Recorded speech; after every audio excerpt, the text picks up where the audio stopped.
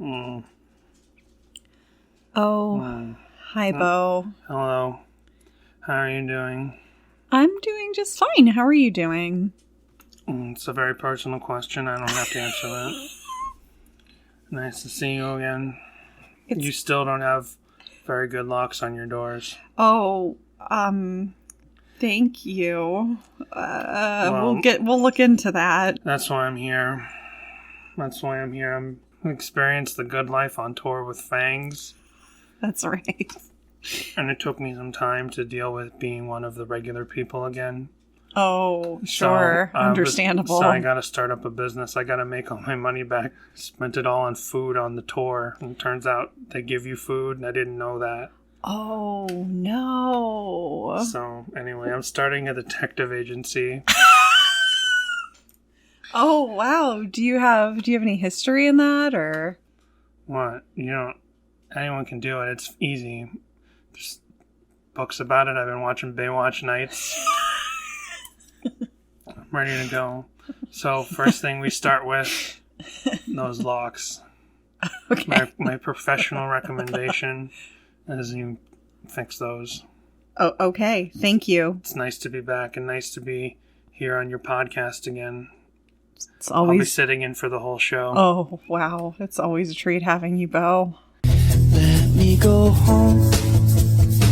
Why won't you let me go home? Whoa, yeah. This is the worst trip since I have been born. Hello, everyone, and welcome to Sadie Hawkins Pod. Hello, everyone. We're joined today. I got out of the bathroom and I found out we have a third host. Hello, everyone. It's me, Bo. I'm the new third host on Sadie Hawkins. What is this thing called? What? Any top of the show business? I'm just kidding. That was my Bo impression. The actual Bo left. He walked out the front door. He said he was going to get parts from the car and he'll be back. Oh, goodness. Okay.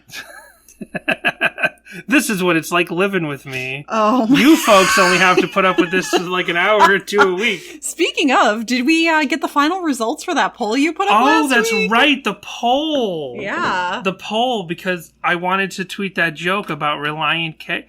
The Nintendo Fusion Tour is arcade. And you were like, this makes no sense. And you started giving me all these notes about how I need to make more references to make it clear that you got to say it out loud so it sounds like the word arcade. And I'm like, no. I'm keeping it like this. And then we tweeted that. Hold on, where is it? We tweeted, was Danny right or was Jessica right? And I posted it. I said, no context on the Twitter poll. Was Danny, who was right? Jessica or Danny? Now, I said no context, so people had to listen to the episode and figure out, did the arcade joke, Nintendo Fusion Tour, did that make sense? But 76% of 21 voters said you were right. Now, to me, all that means is I should have taken your notes on fleshing out the joke with extra words. Mm-hmm. I decided to keep it to the point. I also, though, I posted the arcade tweet as a poll, and I said, does this joke make sense or what? And I didn't say, you can listen to last week's episode or 2 weeks ago? I don't remember anymore. It wasn't, is this joke funny? That was almost what I said. It doesn't have to be funny. It just has to be, did it make sense? Right. Almost 50-50. Wow. The Nintendo Fusion Tour was arcade. It said 47% of people said this joke makes sense. 53% said what?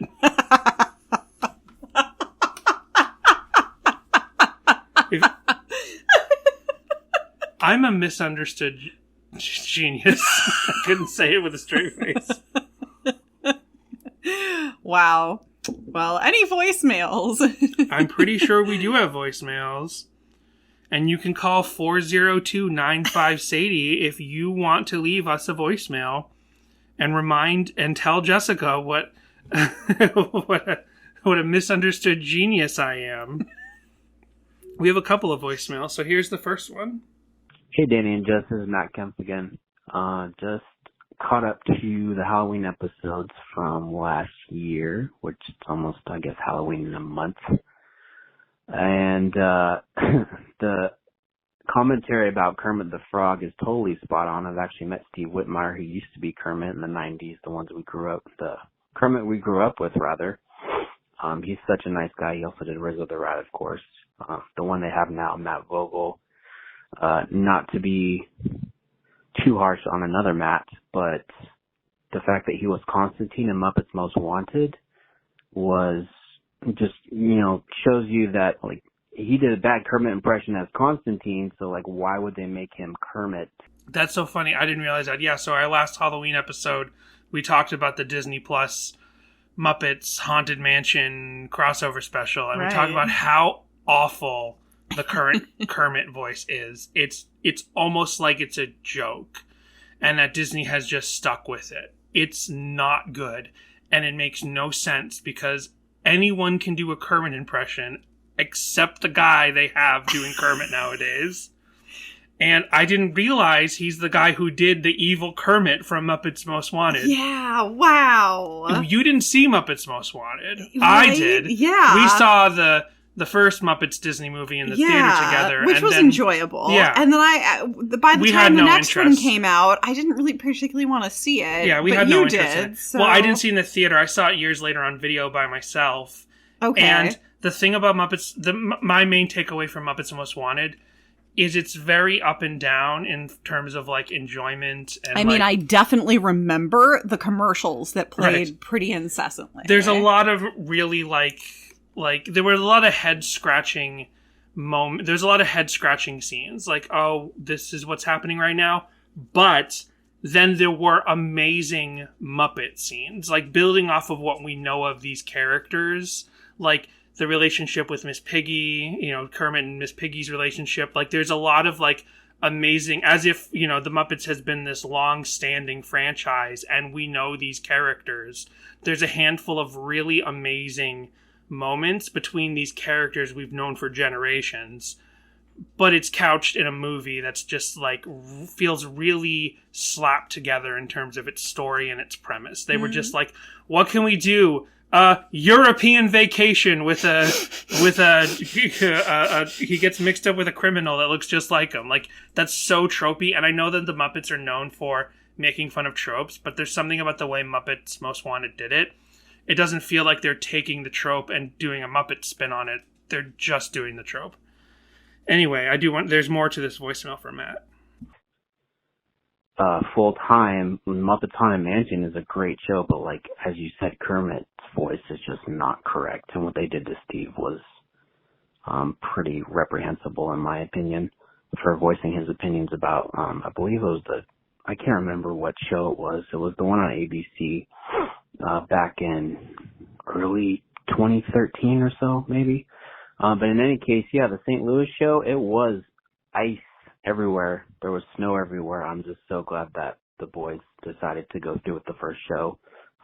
It was advertised as sold out. All of us fans showed up, and that the pageant was full that first night. So it was a great show. Very memorable. So was the Orlando one, of course. But in any case, yeah, back in 2009, when I got tickets to Jay Leno to see the band with Tom Wilson on acoustic guitar, that was great as well. I went with my friend Philip. I was working at Disneyland at the time. I was living in Orange County. We drove. I believe it was raining that day, actually. So it took us a while to get to the studio because, Californians, when it rains on the freeway, they go like turtle speed. But yeah, keep up the great work, guys. Again, I'm listening to your new episodes, trying to listen to your new episodes as well as the old ones back to back. So kind of sporadic order. Yesterday or the day before when they released more vinyls on SMLXL, I guess Forget Not Slow Down sold out in 45 seconds. Air for Free still available as of now, I think. But the way I trying to get a hold of that vinyl, if you guys have any leads where to get a copy for a decent price, because price gouging on eBay is ridiculous. But in any case, talk to you later. Keep up the great work.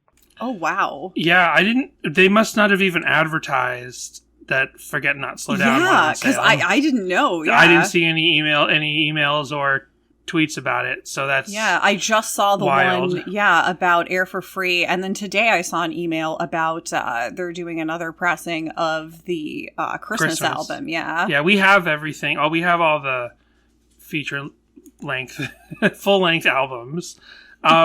We were just lucky we got our copy used from someone when we just started this podcast. Yeah. Like it was like the first several months, and I don't even know I can't remember who sold it to us. I don't know if it was a listener or someone who I knew through other social media stuff that I do, and they're like, "Oh, you're doing a Relient K podcast. I have this vinyl for sale."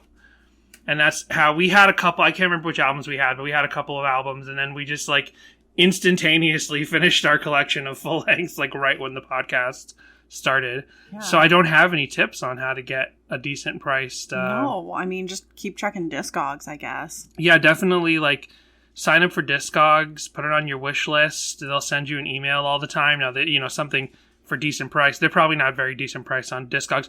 eBay is always going to be way more price gouging than Discogs. If something's on Discogs, it's going to be more of a real fair market price. Whereas on eBay, if it's the only copy on eBay, they'll put it there for like an insane price. Discogs like shows the history of everything it's actually sold for. So, I have a lot of stuff on like Discogs wish list that I hope will one day show up, and then I'll buy it instantly. I like. Is this you being like one of those Instagram model ladies or whatever, where you're like you have a link to your Amazon wish list in the bio? Right. Yeah, what's funny? I recently just cleaned out. That's what you're gonna put as a link in our bio. It's just your Discogs wish list. It's funny you mention that because I just cleaned out my Amazon wish list after years and years of like, and my Amazon things in my Amazon wish list for like 15 and 20 years. Because now some of those like CDs that I put in there, first I'm like, I probably don't really want this CD. At this point, I only buy certain CDs that I really want. But like some of the random CDs that I've had in my list on Amazon for 20 years are now like $80 when they used to just be a regular like $10 because they just keep going up in price. Yeah. Amazon is also not a fair marketplace because what happens there is 20 people have a copy of a pretty common album on CD for sale, and 20 people list it, and 19 of them get sold, and the 20th one is on there for like $300. And because it's the last one on there, no one wants to come to Amazon to sell their record and post it for less than $300 because they're confused. They're like, oh, this is worth $300. And you're like, no, go to Discogs or eBay. If the pecking order goes ridiculous false pricing is Amazon for used media. Under that is eBay. It'll be sort of fair. You're paying a little bit more for the convenience, especially when it comes to movies and video games. But when it comes to records, you want to go to Discogs because you actually know which pressing you're getting. You're going to know it's going to be a fair market price. There's going to be way more copies of almost everything on Discogs than there are on eBay. So that's the pecking order. Unless you're looking to buy VHS tapes, then if you go to eBay, it's like they're just really price gouging you there. Insane amounts of money for rare titles. Anyway, I liked the ABC. I don't know what the guy I don't remember everyone's name anymore, but the original good Kermit, not the original one, which was Jim Henson, but the most recent good Kermit. I don't know what he said about the ABC sitcom they did, but I liked that show.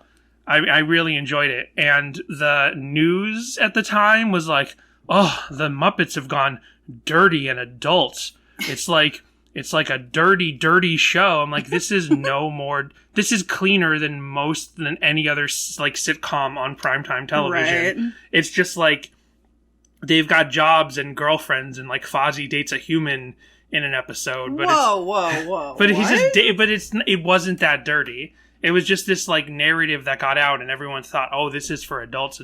And the Muppets were kind of adult when they started out. They were kind of PG-13. Like Jim Henson was an out there dude who didn't like necessarily, it's things later on. They like refined. Yeah, have you seen those coffee commercials? Yeah. Well, we got more voicemail, so thank you, Matt, for calling. And then we have a voicemail from Jacqueline, who we mentioned last week was the reason that we did the song we did last week, Fallen Man. Couldn't remember the name, Fallen Man. Hey guys, it's me, Jacqueline. Thanking you for playing my song. I know that Forgiven and Fallen Man are twinsies. I'm sorry I let you do that. Next time I ask for a song, you don't have to play it right away. Thanks. I love your show. It's amazing. Keep doing what you're doing. You're doing great. Bye. Thank you. I think it worked out great to have done Forgiven and then Fallen Man back to back. Since they are so similar. Yeah, they are twinsies, but not only that, to figure out, well, we didn't figure out, but to assume, to get onto the narrative that possibly they had both these songs, and they were like, we can only put one of these on the album because they're too similar. Yeah. Now, Dan, when you asked if we wanted to do Sloop John B this episode, did you realize that we've now done 3 5-score era songs in a row? I didn't realize that, no. I did realize that all throughout this summer, and now it's like this is the first week of where like legal summer has ended, because the last day of summer is actually in September. Yeah, we're in fall. This whole season has been like, this song's not on streaming. We have another voicemail before we get into Sloop John B, but yeah, we're doing Sloop John B this week, and we've been doing a lot of not on streaming songs, right? And we keep having that discussion of, oh, this is a deep cut, no, this is a deep cut, oh no, this is a deep cut, but we'll get into that in another minute. So this voicemail is from a new caller, Samantha, a new Samantha, not a previous Samantha, and it's a little rough to hear it. I'll try to fix it up, clean it up as much as I can, but I think it's a pretty important voicemail. It's actually split in 2, so I did want to play this. Hey there, guys. My name is Samantha W., born and raised in Fort Lauderdale, currently living in Dallas. I am 32, and I called because I just finished listening to the song I Am Understood, I Am Understood, and I really felt like it was put on my heart to really just share an experience with you guys. And I know that this is a 3-minute long tap, and I'm hoping I don't go over it, but when I was, I want to say 15, maybe 16, I felt like I was going through the hardest time of my entire life because, I was an angsty teenager. This is 2006. Do you guys have an idea of where I was with my life at the time? I had become a born-again Christian, I guess, I don't know, I was probably 13 because, my parents took me to, my mom took me to church, and it just seemed like a really cool thing to be a Christian. So, I converted, and I think it wasn't until I was about 16 that I felt God's presence for the first time when I was listening to this song.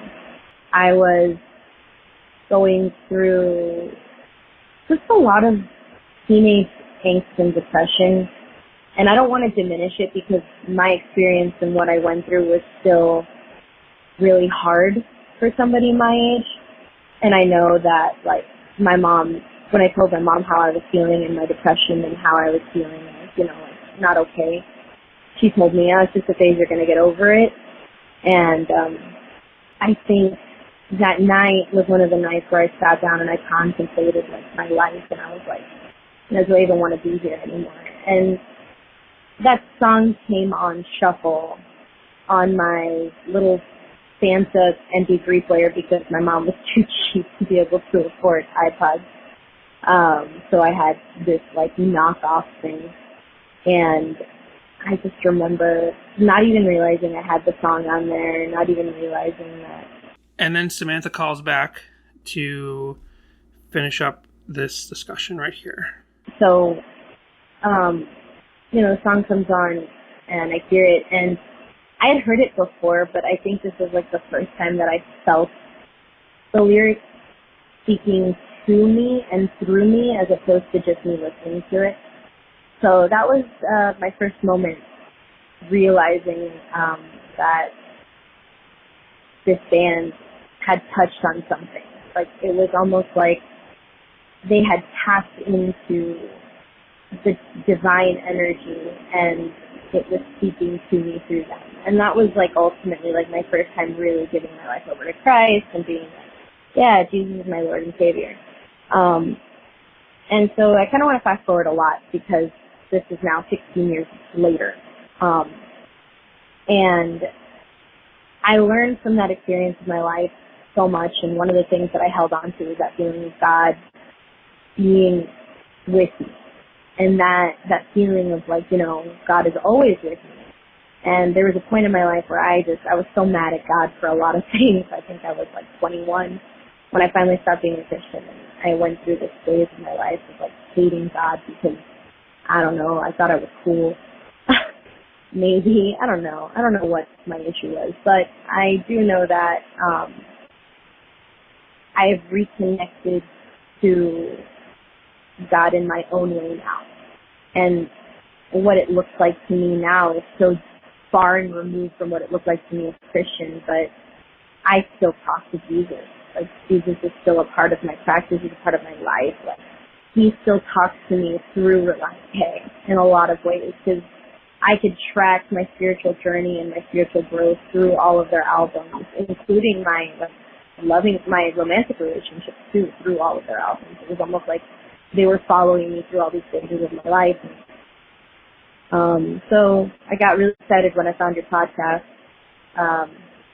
And I just want to say thanks for connecting with a band that, you know, a lot of my friends made fun of me for liking them because, like, they knew I was Christian and they were just like, oh, you know, that's so lame. But, you know, it's really cool to see that there are people out there who can still appreciate Relient K as a band. And, you know, I don't think they meant to do what they did for me, but I'm really glad that they did. Anyway, thanks for listening. Thank you so much, Samantha, right? Samantha. Yes. Thank you so much for sharing. Thank you so much for sharing. Yeah, that's amazing. I mean, that's pretty beautiful. That's yeah. similar to our own sort of feelings about Relient K and the way that we've the way that we've discussed them and the way that they connect to these ideas and these thoughts, and they put these songs together through the lens of their faith. But I think it speaks to ideas that are true no matter what you believe, and no matter what you feel like Christianity does or doesn't. Whatever you think the place of Christianity, not Christ, Christianity in our world, no matter your feelings on that, I think Relient K's message is always true because it speaks to more than just the lens of their faith, with a few exceptions, like what have you been doing lately? Right. Yeah. Thank you so much for sharing. Yeah, definitely. I love hearing about how Relient K is connected to people. And I mean, that's one of the reasons why we have this podcast and a voicemail line is because we want to hear from you and we want to hear those stories and share that with others. Yeah. So thank you so much for sharing all of that. That's amazing. Well, and hey, shout out Fort Lauderdale. You excited? Right. The Mike High's coming back soon. What? That's right. They've got a new thatched roof going up right now. I get their emails. Oh, I hope it holds up with the storm, with the gosh, hurricane. That's right. Oh, everybody in Florida, I know there's a lot of you. Be safe with the storm. This is coming out. We do have a lot of Florida listeners. Jessica's parents are in Florida. Yeah. Your dad is sometimes in Florida. That's right. My dad's in Florida. I got to double check if he's there right now. Yeah. He goes back and forth between Massachusetts and Florida now. Sometimes I call him and he's like, I'm in Florida right now. And other times he calls me and he's like, I'm in Massachusetts right now. And I'm like, I can't follow your jet-setting ways. Yeah, as of right now, I think they said that like the Tampa area and Clearwater are going to get hit pretty hard. So stay safe out there, everybody. Yeah. Speaking of storms, I think there's a storm in this song, right? This week we're talking about... how appropriate that we just so happened to just watch the episode of Baywatch where there's a storm. Right. That, spoiler warning, kills one of the main characters. Yeah, we won't say who in case you're doing the Baywatch watch-along with us. Baywatch watch-along with Sadie The Bay watch-along. You know, I've been thinking, like, when we finished every Relient K song, I was like, oh, we could easily do a Baywatch podcast. But there's a pretty popular Baywatch podcast called Baywatchin'. And they already exist. Sure. So we would just be, like, following in their coattails. Which, technically, this podcast was built off of the idea of a Blink-182 podcast that's bigger than us. Semantics. Still, yeah, but I mean, song-by-song podcasts are a thing. You can't. We wouldn't do Blink 182 podcast at this point. But yeah, Baywatch. Us doing a Baywatch podcast. Oh, That'd boy. be great. Anyway. At Baywatch Nights at the very least. I think there might be one out there, but... So Sloop John B, we picked this song. I picked this song this week just for the heck of it because it's on the list. And yeah, we're doing like all of these it's only on YouTube songs recently. Right. And this is technically one of them. Yeah, there was an official, quote-unquote, official recording of this track at one point. And it was, I'm pretty sure, just the audio pulled from the Live at Capitol session, but it was released as an iTunes bonus track for the deluxe edition of 5 Score, but has since been removed and has disappeared, according to Reddit, from libraries, iTunes libraries as well, which is something that we talked about last week. With where Fallen Man. Where I was like, I know I listened to and had Fallen Man, but then when I went to my iTunes library, I could not find it. Now that you mention it. So yeah, so it's so weird. We're doing this weird, like every week, there's been a connection to the previous week. We did Forgiven, and then Fallen Man turns out to be the same basic song, and they're connected in that way. Then Fallen Man has that iTunes thing where it's an iTunes exclusive track, and then it just disappears. And then again this week, we're back. It's the same thing. So this song is mainly found on the 5 Score and 7 Years Ago deluxe edition on the DVD that comes with it, where the band plays a couple of songs, performs a couple of songs live in front of like a video crew, a television crew, multiple camera setup. If you've never seen it, it's on YouTube. It's been ripped from the DVD and it's on there. They do a couple of songs from 5 Score, and they talk about where they are as a band. It's everyone who's on the 5 Score record. John, Dave, Matt, and Matt. They do mostly 5 Score songs. A couple of songs. We've talked about it here and there when we've done songs performed from there. But then they do this cover of Sloop John B, which is most known as a Beach Boys song, although we'll get into it. Spoiler warning, it's not a Beach Boys song originally. It's not a song that they wrote. It is a folk song that was first performed by a different pop group, and then the Beach Boys kind of upped it even more from there. So yeah, this song, technically, except you just said it might have been in an MP3 format on iTunes at some point, and it's been scrubbed from the internet. And I see it's never been released in any other way, except when you said all that, I was like, let me double check. There's a record. There's one record. One of the 7 inches from the 7-inch series. And I don't know which volume this is, but it's from 2016. It's called the Relient K Capitol Studios 7-inch. And I don't know if we've mentioned the 7-inch series for anyone who's never paid attention to these of Relient K, but for well over a decade now, they've been doing these 7 inches, and they release them a couple of them every year or something like that. And they're always 2 songs on a 7-inch, and they're in these plain cardboard sleeves with a plain black sticker that always has a little icon that represents, where the 2 songs come from. There's always a theme. There's like, here's a couple songs from an early record. Here's a couple songs from the Creepy EP. The 7-inch series became a big confusing thing for me with Vinyl Countdown, because the original Vinyl Countdown had nothing to do with the cardboard 7-inch series. It was just its own 7-inch released. The second Relient K vinyl ever released, or the first? I think it was the first. And then they repressed it as part of the 7-inch series. They had to break it into 2 7-inches because the 7-inch series is only 2 songs at a time, whereas the original Vinyl Countdown was 4. Sorry, I just wanted to nerd out about Vinyl Countdown for a second. But yeah, I guess that's the only other way that you can get this song simply as an audio format, like officially purchased, is from that 7-inch. Yeah, it's the side A, and the side B is Who I Am Hates Who I've Been. Okay.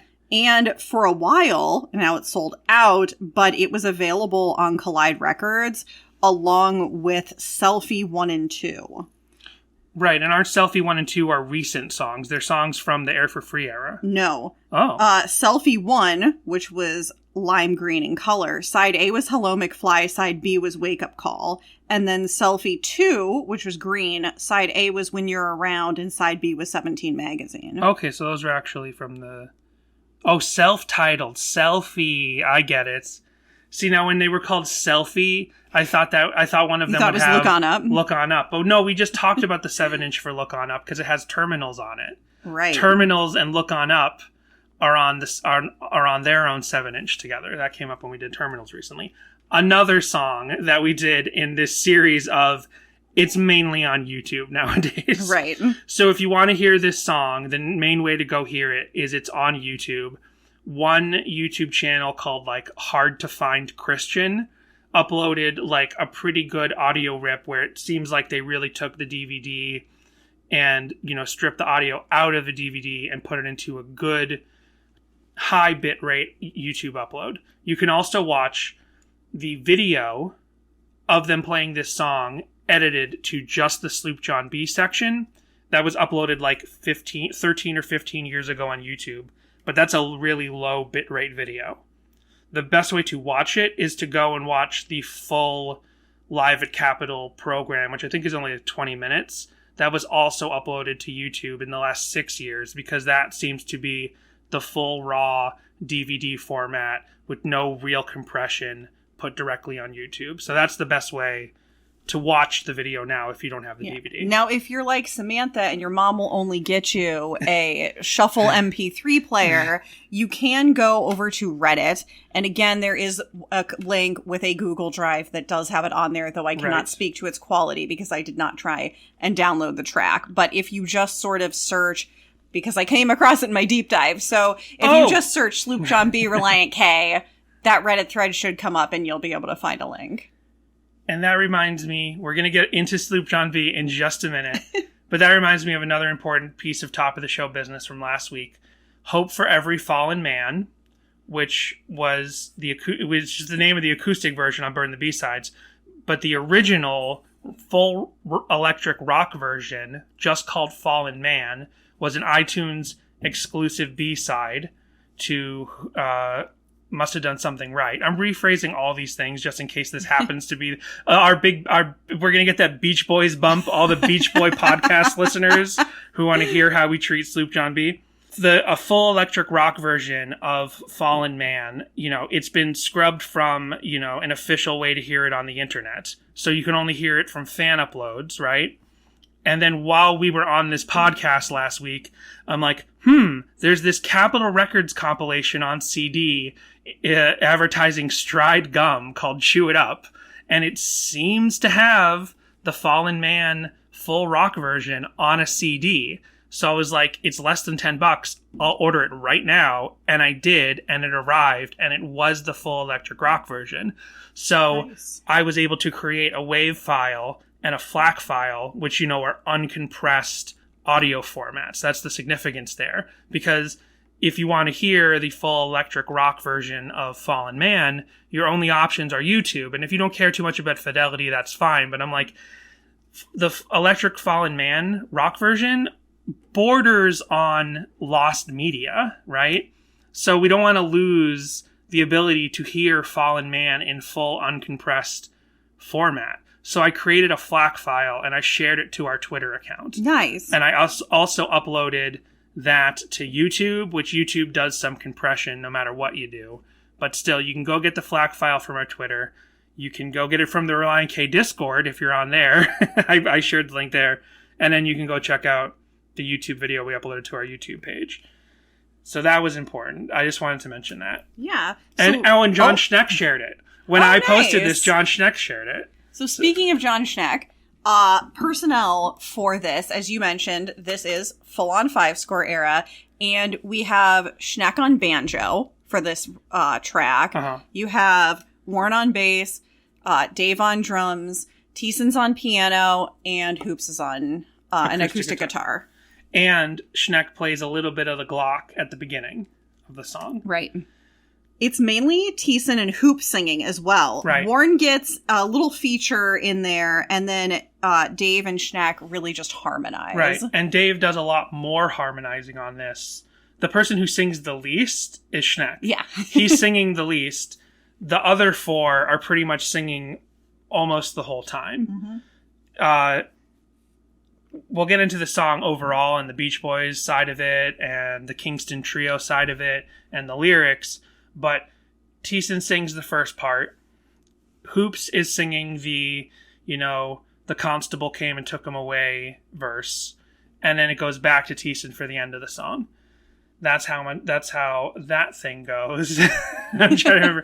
I'll play. There's a little introduction to. They don't really say why they picked this song. They're just talking about what influences mean to them, not what influences they have, but what the idea of musical influence, what that idea, that concept means to them overall. And in fact, I'll just play it now.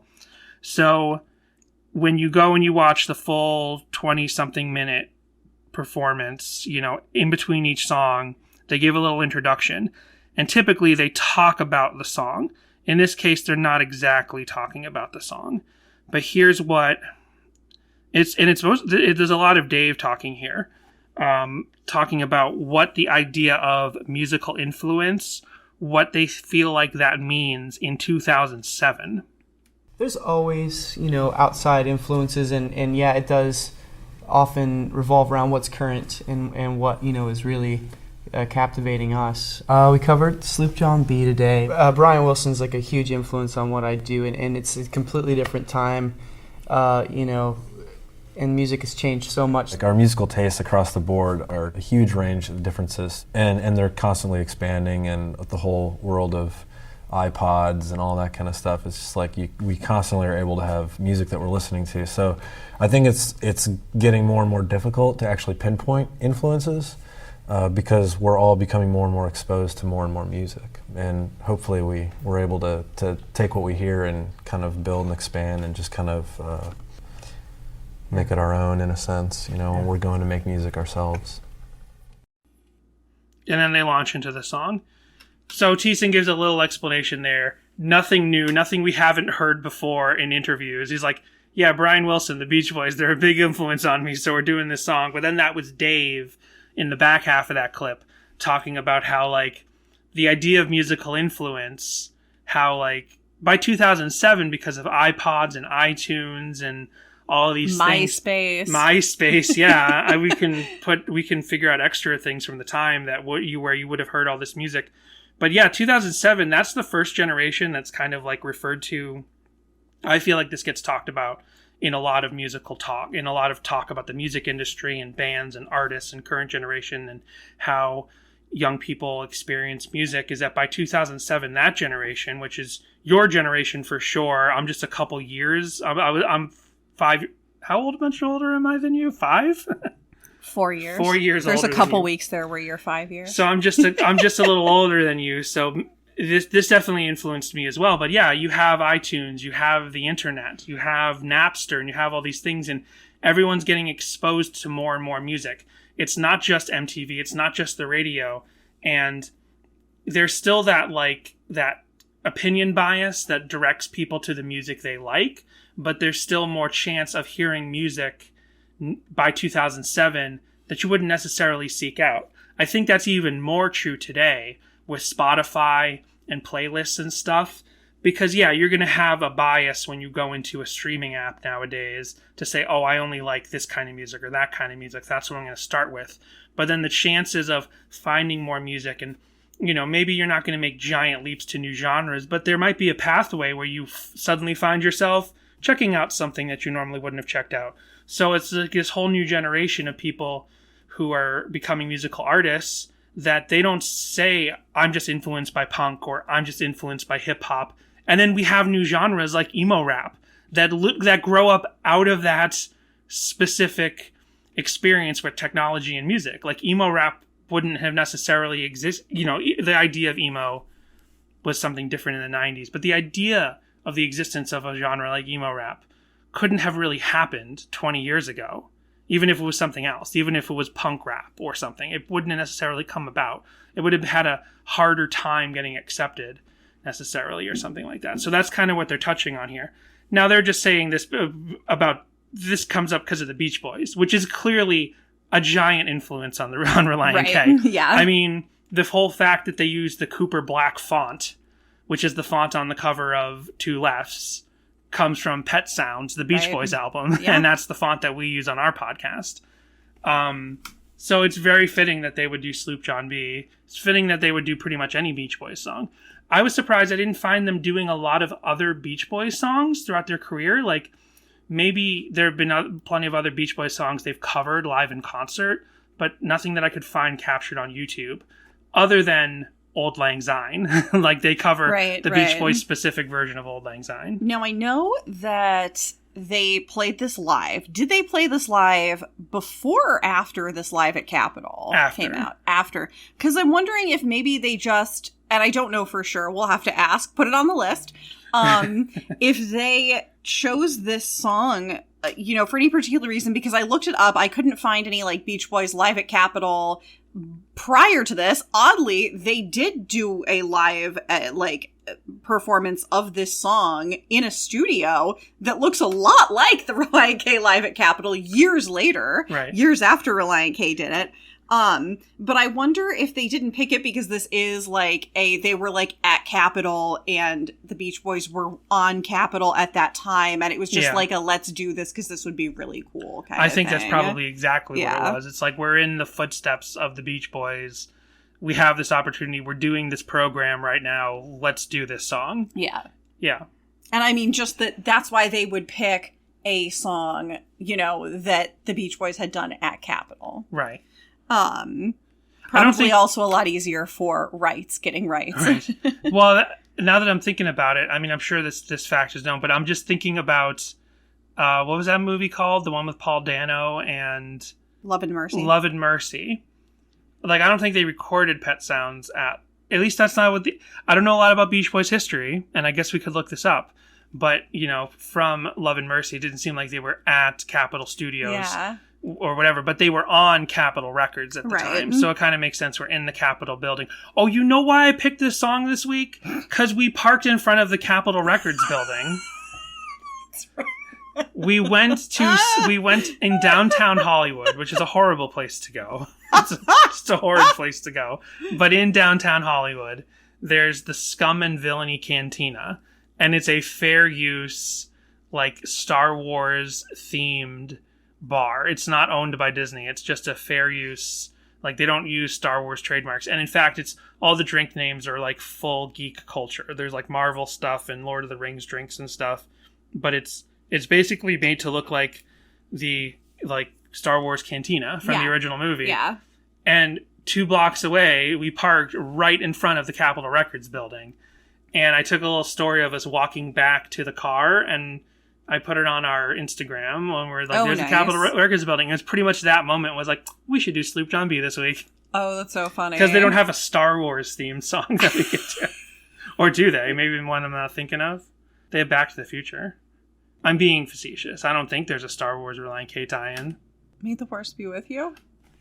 Damn it, you're right! Yeah, but I'm sitting here Danny, there is. What are you talking about? Well, yeah, you're right. Speaking of, it's so funny because I texted my mom about going and sent her pictures and stuff, and she's like, "Oh, it looks just like Tatooine," and I was like, "It's so funny," because I'm like, "Yeah, it does." I forgot that I was such a mega nerd, and I would drag her to Star Wars weekends, which they had at MGM Studios at Disney all the time, and my poor mom just had to be surrounded by Star Wars mega nerds and everything, and hear me babble on about this stuff incessantly. And it was so funny. I was like, "Yeah, Mom." She just totally threw me for a loop that she knew a planet name. I'm going to pop on over to the Wikipedia real quick, followed by song facts. Okay. So, Sloop John B, originally published as John B. Sales, is a Bahamian folk song from Nassau. A transcript by Richard Lee Galene was published in 1916, and a version was included in Carl Sandburg's The American Song Bag in 1927. Yeah, that's my bag, man. That's my song bag. Since the early 1950s, there have been many recordings of the song with various titles, including I Want to Go Home and Wreck of the John B. Right, yeah, I noticed that. when I was looking up other notable versions by bands, we'll talk about them towards the end of the show, but a lot of them had different titles. Like sometimes it was Sloop John B, sometimes it was just John B, sometimes it was I Want to Go Home. There was one where it was parenthesis Sloop end parenthesis John B. It's funny. And yeah, it's so the number one thing there to take away is that I always assumed that I never fully assumed that this was a song that they wrote, that the Beach Boys wrote, because that's the way the music industry worked, especially in the 60s. Like, a lot of people didn't write their music. This idea of bands are only musical artists are supposed to write. Sometimes they didn't play it either. Look at the Wrecking Crew. Right. But this idea in modern times of a band is supposed to only write their own music, or at the very least, like an artist is only supposed to write with their writing team or something. That's a very recent concept in the history of the music industry. Yeah, you had the Great American Songbook, or the American Song Bag, as it were here. I think right up until the 80s. I don't think you can blame punk rock or whatever, but I think maybe radio rock, the rise of something in our history, in our culture, made this idea that somehow music now isn't genuine if you didn't write it yourself or your close team didn't write it yourself. But the music industry, we've talked about this before, the music industry itself, the existence of a music industry starts with sheet music. You bought sheet music and everybody played the songs everywhere in the country. And then so when recording came along, for decades, for generations, there's a song and many artists will record that song, and then you go and you get your favorite artist who did the version of that song. And I think that keeps up through the 70s into the 80s, and by the 90s maybe it was Kurt Cobain who all this up. I don't know. So this is a folk song. And I guess what I kind of assumed, if you said, where do you think this song comes from, I would have been wrong. I would have said it's the Beach Boys trying to write what sounds like a quaint old-timey song about a it doesn't sound, I guess we'll get into the lyrics. It doesn't sound like it's really about a shipwreck, but a horrible journey on a ship from 100 years before, the Beach Boys existed. But that's not the case. It's a folk song that modern 50s and 60s artists kept kind of revitalizing and revising until the Beach Boys pretty much solidified the modern version of it. The John B. Sales was transcribed by Richard Le Gallienne, with 5 verses and choruses published in his article Coral Islands and Mangrove Trees in the December 1916 issue of Harper's Monthly magazine, pages 81 to 90. The first 2 verses, for those reading along, and chorus were also published in chapter 4 of Gallienne's 1917 novel Pieces of 8. The lyrics describe a disastrous voyage on a sloop, with the vessel plagued by drunkenness, arrests, and a pig eating the narrator's food. In the chorus, the narrator repeatedly expresses a desire to return home. Carl Sandburg included the first 3 verses and the chorus of the John B. Sales in his 1927 collection of folk songs, The American Song Bag. He states that he collected it from John T. McCutcheon, a political cartoonist from Chicago, and his wife Evelyn Shaw McCutcheon, who at the time owned Blue Lagoon Island, a cay off Nassau. My goodness, it must be nice to be an old-timey, hotshot political cartoonist in the 20s, just hanging out with F. Scott Fitzgerald and Ernest Hemingway and Owen and a K. When a political cartoonist could be a millionaire. I'm sure it's old money. Old money and old sports. The McCutcheons told him, time and usage have given this song almost the dignity of a national anthem around Nassau. The weathered ribs of the historic craft lie embedded in the sand at Governor's Harbor, whence an expedition, especially sent up for the purpose, in 1926, extracted a knee of horse flesh and a ring bolt. These relics are now preserved and built into the watchtower. Designed by Mr. Howard Shaw. And a note, Evelyn Shaw, McCutcheon's father, and built on our southern coast a couple of points east by north of the star cannabis. Whatever that means. They were shipping cannabis on the Sloop John B? Even his grandfather, who was with him? It means these great Gatsby people were, I don't know, just making things really complicated, I guess. I don't know. So this is basically like stealing people's islands and whatnot. Right. Well, I just mean like the popularity of this song is like cultural appropriation. They took a folk song from Bohemia, from the Bahamas, and they turned it into a modern pop song. Right. I mean, it's royalty free. It's something that can be done, but it's, it's like Deo, Deo, mi se Deo, like that's been turned into pop songs all the time,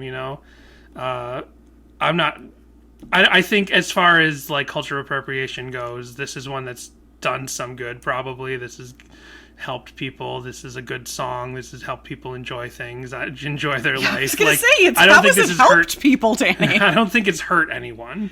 Well, that's what you think. And if it's published in a song, the book of songs exists for people to explore it. I'm pretty sure Hattie and Bennington, or whatever their names were, Capshaw, are out there hurting people, or were in the 20s. Probably. I don't know.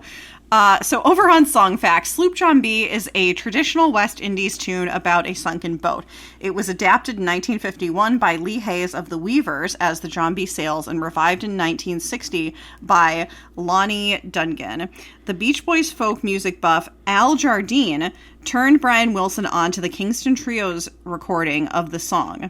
For their updated version, Wilson added elaborate vocals and a 12-string guitar part. He also changed some of the lyrics, including "This is the worst trip since I've been born" to "I've ever been on," as a wink to acid culture. Really? Okay. Says Song Facts. I mean, I guess I believe it. Like, that's a thing that gets brought up all the time of like, hey, Mr. Tambourine Man is a drug dealer or whatever. Like, how there are all of these subversive hidden drug meanings in songs. But that one seems tenuous at best. The song was popularized by the Kingston Trio. This is the worst trip I've ever been on. I guess I get it, how it could be a little subversive to slip that song onto that phrase onto the radio. Sure, why not? Who adapted it from a version in Poet Yeah from the song Bag. We got it. The Kingston Trio's version stays true to the song's calypso roots and was released on their first album in 1958. It was 8 years later that the Beach Boys changed the title to Sloop John B and came away with a hit. Their debt to the Kingston Trio goes far beyond this song. The Beach Boys adopted the group's striped short-sleeve shirts and wholesome persona as well. So we get to talk about the Kingston Trio, which I didn't think we'd ever necessarily do on our Relient K podcast, but here we go. So I have seen the Kingston Trio live, and I wouldn't necessarily call myself a fan, but there was like a year where I listened to them a little bit leading up to that concert, and for, a little bit after it. In my sort of gap years in between high school and going to the school in Florida where I met Jessica, I had like 4 gap years. I was constantly going to shows, to concerts. I was going to movies and concerts all the time. And in that time, there was this one concert my mom wanted to go to. She wanted to see the Smothers Brothers and the Kingston Trio somewhere in like mid New Hampshire. Like, I'm pretty sure close to Gunstock, where Soul Fest, the Christian festival, plays. I can't remember exactly where it was, but it was definitely north. It was somewhere in that area.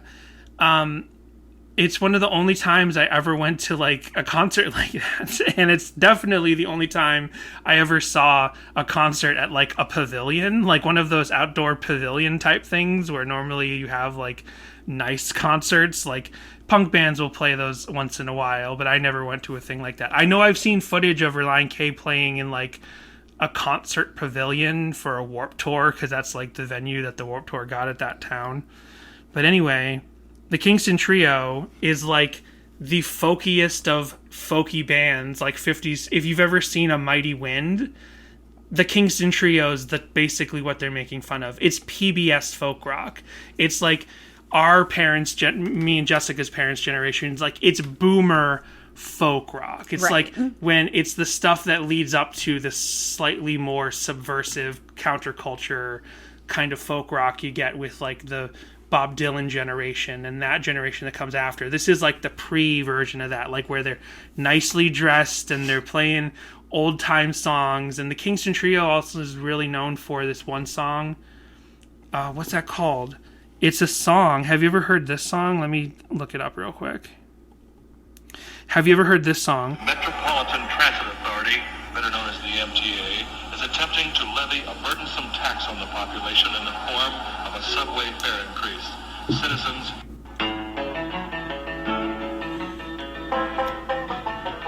Oh, I guess we're not going to listen to the whole 2-minute song. Charlie, that's it. Have you ever heard about Charlie on the MTA in Boston? No. So this is in the 50s. I guess the song's called MTA, and it's one of the Kingston Trio's like most popular songs because it's a slightly comedic folk song about a man who gets on the subway in Boston. And I guess back in the 50s or the 40s, the Boston like public transportation, you had to pay as you got off, but he loses his coin, so he can never get off the train. He's just stuck on there. And by the end of this song, his wife is like throwing sandwiches to him from outside the train and stuff. And it's a joke about Charlie keeps riding and he's never blah, blah, blah. And to this day, when they created the card, when they got rid of tokens, like I grew up going to Boston with tokens for the MTA. Now they have the digital cards. They're called Charlie cards. And that is the Kingston Trio's most indelible legacy. Look at you. Other than having been what I guess is like the first major pop group in terms of meaning popular music. Like it's folk music, but it's still pop music for the time. The first major pop group to record Sloop John B. And then that's how the Beach Boys got hip to it. Gotcha. Yeah, I don't know if my parents were into the Kingston Trio. We definitely went to the Flower Power Festival at Epcot a few years there when I was younger, and we would go to, they had little concerts, little shows that they would play. And so we saw Herman's Hermits and the Turtles and Davy Jones. And I think we saw a couple other groups, but I don't know if the Kingston Trio ever showed up. We didn't see them if they did. Okay. I partially heard what you were saying.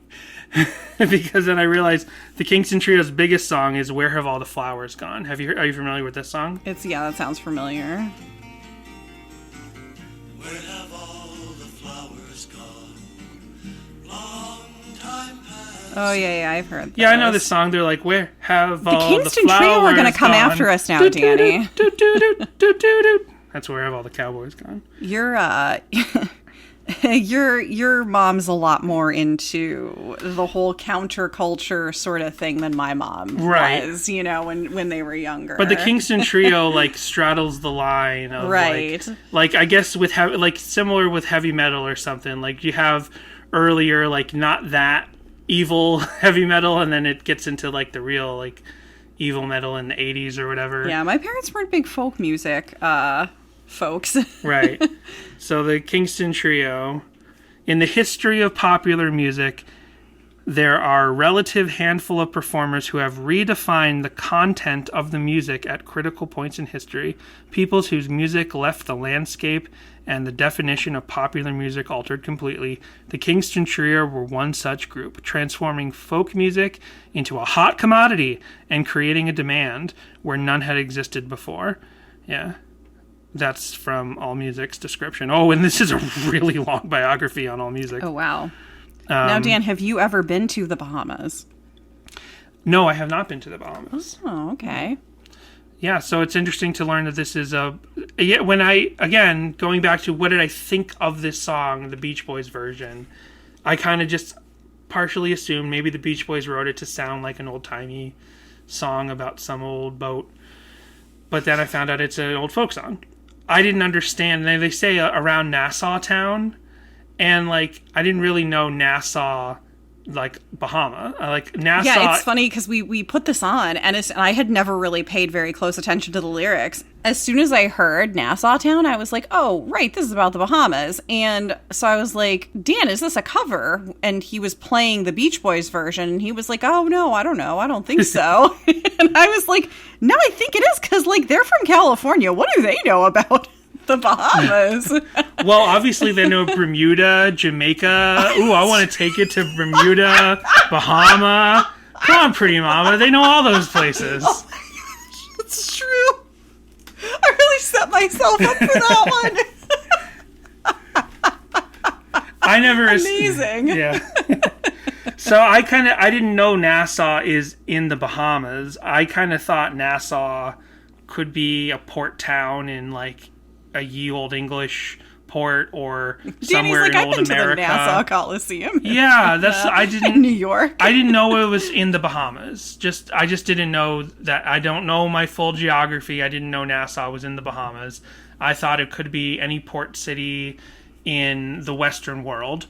And so I thought it was just about, like, when I heard this song, I kind of imagined, like, sailors, like sailors, not like Pirates of the Caribbean era sailors, but, like, I kind of imagined, like, you know, like not Jack London, like, what is some of those old-timey, some of those, like, not even swashbuckling, but I don't know, you know what I mean? Like, yes. Like a 50s movie where a boy goes and becomes a sailor or something, like, I don't know, like, sure. Which I don't even know if that's a trope. I'm just trying to make it up. I'm just trying to, like, I just imagine, like, English to American sailors, yeah. like New World sailors or something.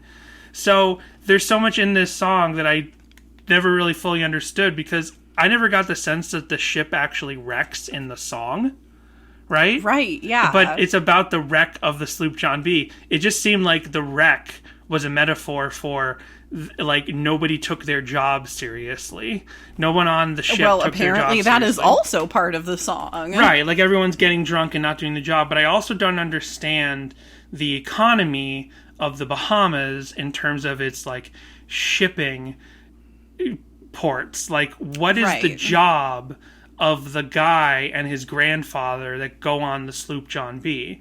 Because in that period that I couldn't quite... It was like an army thing or something. I don't really know, though. Maybe. I don't know why. I don't know why that was my assumption, but it might not be correct. So I have a limited understanding of the history of shipping and stuff, of sailing, right? Like everything I know comes from movies, and even then I only vaguely understand things. But I always seem like when you're a sailor, like you want to go. It's like, I want to go on the high seas, so I got a job as a crew member on this boat, and it's carrying spices from England to Boston, and that's the job. Or we're taking this ship from whatever to wherever. Like, that's what I thought it was. But it seems like they get in the boat in Nassau, and then they just kind of like scoot around the area. Like, what are they shipping? Are they sending one thing from one place to the other? Or do they just go out into the Nassau Bay and then just come back? Because they have to call up the police officer, right? So you'd think, like, if you get a job on a boat and you're going out on the boat and you're doing all these, like, high sea adventure things and fighting off pirates, well, you're not going to be able to call a police constable to come and take away your drunkest crew member. So it makes me think that this is or like fishermen. Like, I know that fishermen, they go out and then they come back in, and they go out again and they come back in. Was this a fishing boat? Could be a fishing boat. I guess it could be a fishing boat, but I just don't understand the economy of what is the Sloop John B doing and what was its route, because it definitely doesn't seem like it went far. They're calling ashore to the captain. Why is the captain on the shore? I don't know how it works. Maybe it's a cruise boat. Maybe it's a pleasure boat for people in the Bahamas. Although I don't know if that kind of vacation economy existed in the Bahamas in like the 19th century. This is a puzzle box of a song that I can't wrap my head around. So I'll go on to something that connects to the Relient K version. And that is the I feel so broke up and I feel so break up. So again, I don't have the research to confirm this exactly. But Relient K sings, I feel so break up, I want to go home. Okay? Beach Boys sing, I feel so broke up, I want to go home. And most other versions also say, I feel so broke up, I want to go home. Or they some versions I heard completely replace the broke up. Like, I feel so bad now, I want to go home, or something like that. Grammatically, obviously, I feel so broke up, I want to go home is correct in modern English. To our ears today, it's I feel so broke up. It's like past tense. But when we learned that this is a Bahamas folk song, I was like, well, in their version of English from the 19th century, this might make sense. They might not have had the word broke. It might have been, I feel so break up, I want to go home. But then the Beach Boys changed it so that it would match modern grammatical sense. But then Relient K, who are huge, Thiessen, who's a huge Beach Boys fan, he goes back to break up. And then I check out the Kingston Trio version, and they also sing break up. And I would assume because Kingston Trio are one of the most preeminent folk bands in the world, and they did a number of historical and ye old timey folk songs and bringing them, they didn't modernize them, they just brought them to new ears that would never have considered them. They brought them into concerts in a context of here's this song from this country and this song from that country, and we're just going to play them in a respectful but fun, peppier tempo, but we're going to play them for you the way they actually are. The Kingston Trio sings break up. Relient K seems to have gone back to the proper, which again, this might exist in the research that we didn't find, but I'm guessing that those books, the song bag, right? If we go to the song bag, I bet you the actual genuine authentic version of this song is I feel so break up, because I'm just assuming now that the people of the Bahamas back 100, 200 years ago didn't have the word broke, didn't have that context of the word break. Right. So I don't have an exact answer. I can't tell you what they were doing with it, but I have a little more information. This is from destinyland.net. A 1647 colony in the Bahamas included a Welshman named John Bethel. The folk ballad of his crew is believed to have descended through the centuries into the folk song Wreck of the Sloop John B. In 1926, the original wreck of this ship was discovered in Nassau, an island in the Bahamas near Florida. Sloops were precarious 16-foot vessels sailing hundreds of miles without a chart with a 5-person crew. Poet Carl Sandburg adapted the folk lyrics into a poem, which 30 years later was recorded by the Kingston Trio. There's also a forgotten third verse. The stewardess she got stewed, ran round the poop deck nude. Constable had to come and take her away. Added that back in. That's awesome. Sheriff Johnstone, please let me alone. I feel so break up. I want to go home. I'm not finding specifically what it's par for the course on Sadie Hawkins Pod. We always have questions that we can never find answers to because usually there's not enough articles about Relient K. I know we've gone long on this, but we've barely touched on some of the other stuff. I didn't realize who eats up the corn. You have the lyrics there. We're going to go over the full lyrics in a little bit. Let's go ahead and take a break, and we'll come back and we'll figure out who ate up all the corn. Oh, boy. You know who could help out with that? Oh, no. No. I'll be on the case. Sure. Thanks, Bo. No problem.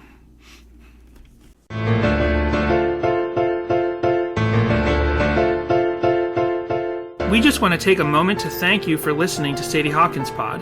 Whether you've been listening for a while or this is your first time, we want to hear your thoughts on this episode. your corrections, and your Relient K memories at our voicemail line, which is 402-95-SADIE. And if talking on the phone isn't your thing, because I know it's not mine, and whose is it really, you can send us an email to sadiehawkinspod@gmail.com, or visit our socials at Instagram and Twitter, which are both at sadiehawkinspod. While there, you can also see the visuals we discuss on the podcast each week. You can also visit sadiehawkinspod.com for easy access to all these links, as well as to our merch store for shirts, mugs, stickers, and more. We also want to thank our patrons at patreon.com/sadiehawkinspod, who include Emily, Charity, Isaac, Kendall, Joshua, Timothy, Daniel, Jay, Joel, Connor, Michael, Samantha, Jimmy Pod, This Might Be a Podcast, Tucker, and Brady.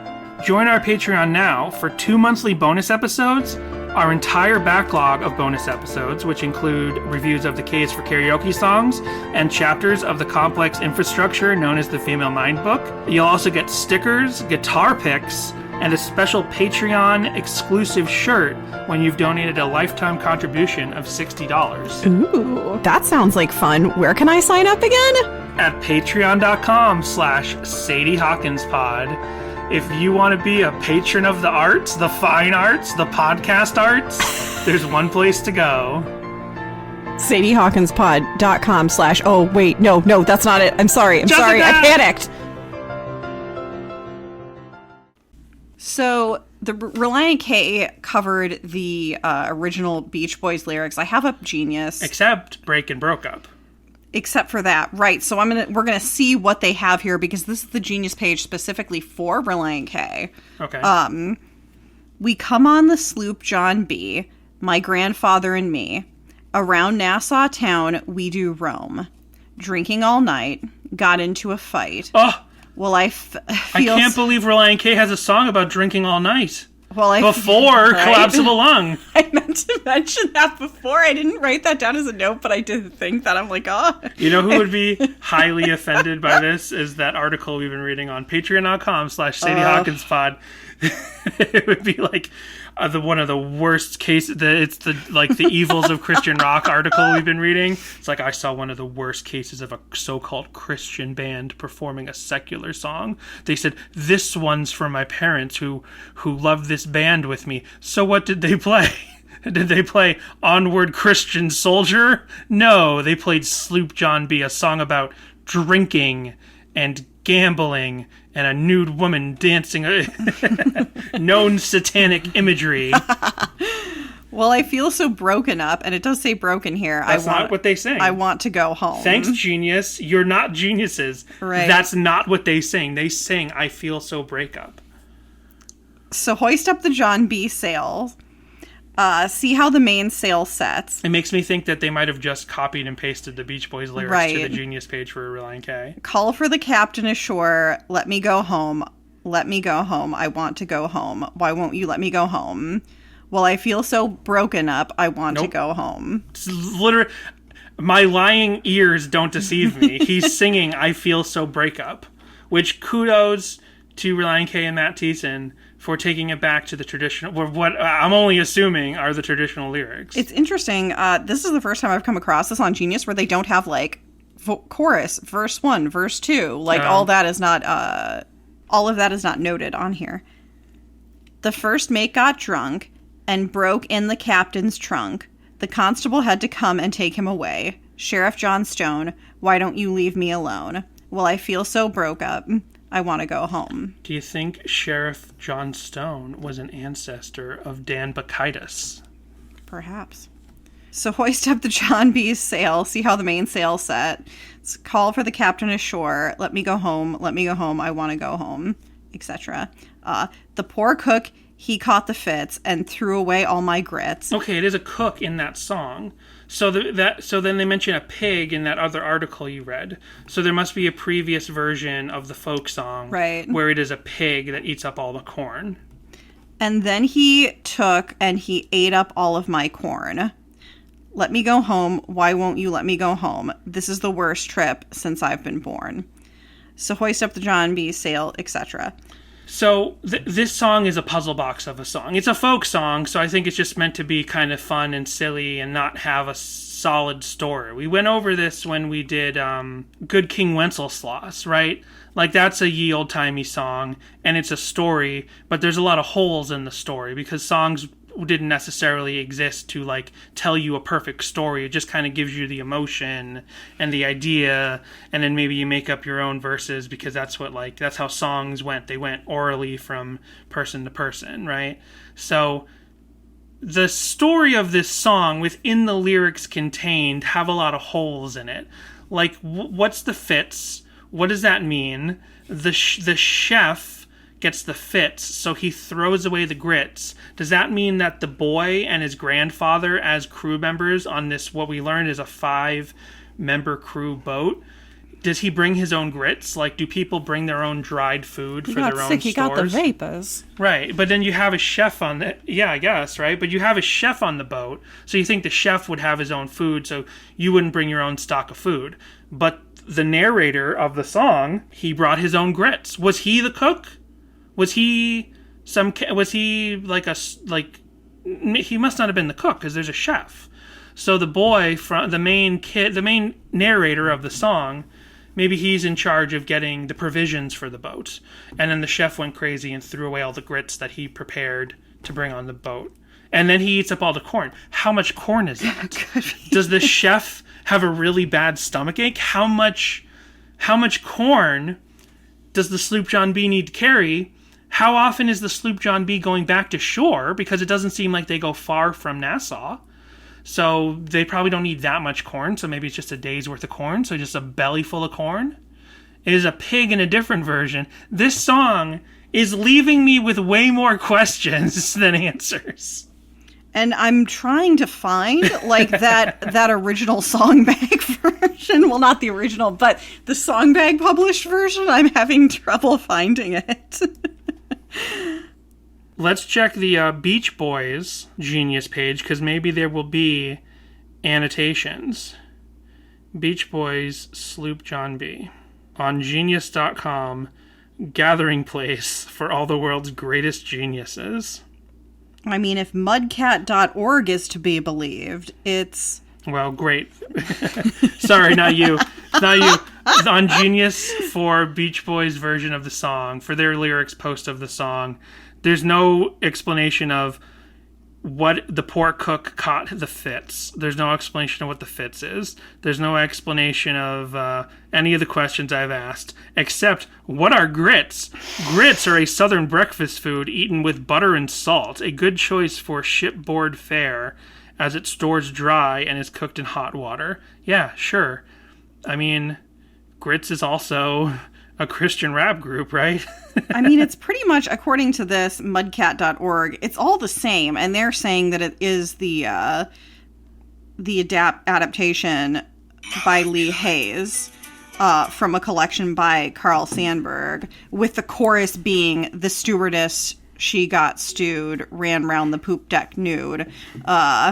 Constable to come and take her away. Sheriff Johnstone, please let me alone. I feel so break up. I want to go home. See, again, I appreciate Relient K for putting the word break back in and, not doing the more common English American broke. But they also should have put back in the stewardess and running around naked because she got stewed. No pigs, none of that is mentioned that I can find. Well, are you familiar with this grits? My life be like, no.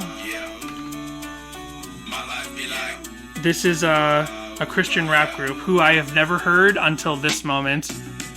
I just know of them. I'm familiar with Grits, Girls Raised in the South. Nashville-based Christian rap group Grits, an acronym for Grammatical Revolution in Spirit, consists of this guy and that guy who debuted in 1995 on Mental Records. Oh, and they were on... Factors of 7 followed in 1997 on DC Talk Associated label Goatee Records. So clearly here, singing about grits, is Relient K. Hey, if Brian Wilson changes the lyrics to "This is the worst trip I've ever been on," and that's a little wink and a nod to drug culture, I think Relient K is giving a little wink and a nod to label mates Grits. And then, of course... And then, of course, he ate up all the corn. So that's probably a reference to the greatest Christian rock band of all time. No. Oh, now we're getting even more cease and desist slapped on this podcast left and right, Danny. So we've gone over a lot of my deep dive already. Do you have any other notes on like the music portion of the song? Of course not, because this is Sadie Hawkins' pod. Where we don't talk about the music.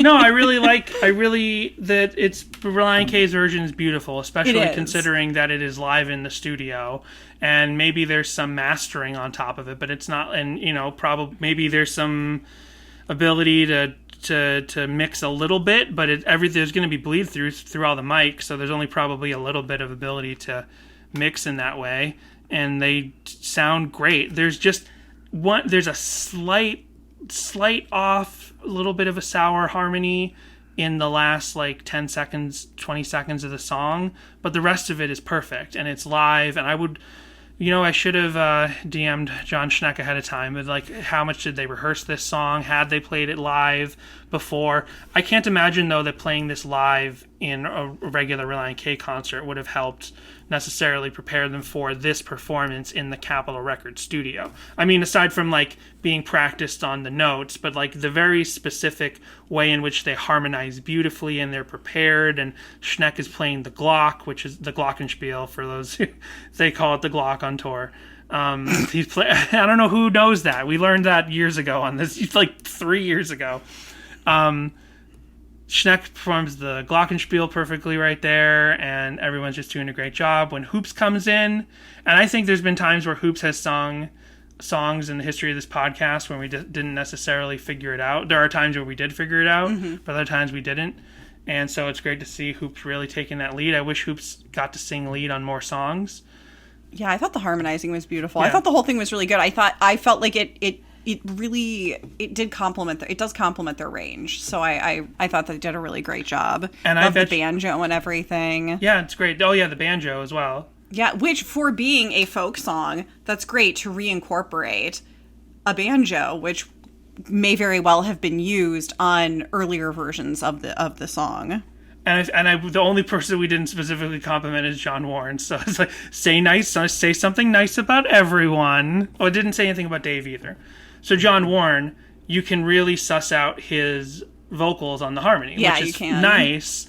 And the little extra things that he gets some of those extra little touches in there as well. Yeah. Which I don't feel like it doesn't happen often. It doesn't happen in the main canonical Relient K studio albums.